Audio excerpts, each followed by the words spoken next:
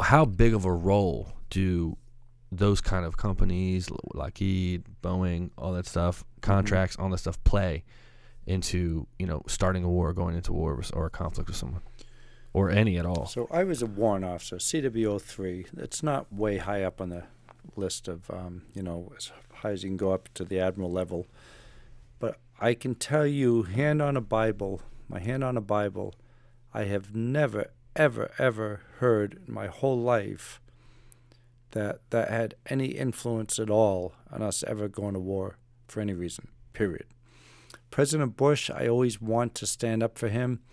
When we went into Iraq, of course I know why we went to Afghanistan, to get shut down the training camps and all that. Mm-hmm. When we went into Iraq to get Saddam, I was thinking, oh my God, what are we doing?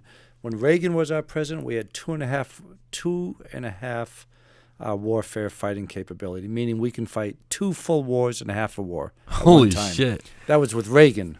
Reagan, in my view, the greatest president we ever had.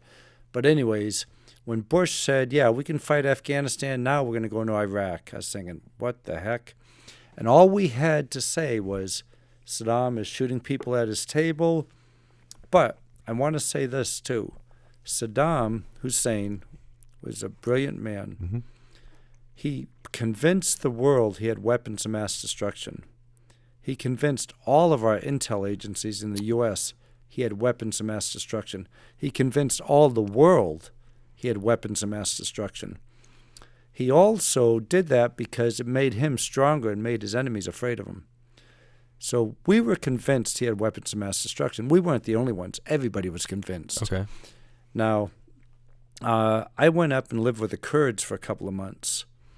And my interpreter said, do you know why you don't see trees up here? I said, no, why? He said, Saddam had them all torn down, so when they go kill all the people, they have no place to hide. He said, do you know why you don't see men up here? He had them all killed. Do you know why all the kids have boils and cysts all over their necks and faces? I said, no, why? Because the gas Saddam used on his own people, it's in the DNA. It gets passed down generation to generation. There's no doubt he had gas and he was killing people. That's not a secret. We didn't find a big weapons of mass destruction smoking gun when we went in. But he convinced the whole world for his own protection that he had weapons of mass destruction. President Bush, we were just hit in our country. Our Pentagon was hit. The buildings 9/11, we were hit 9/11. What's President Bush to think? Should we just let this guy go or should we go hit him?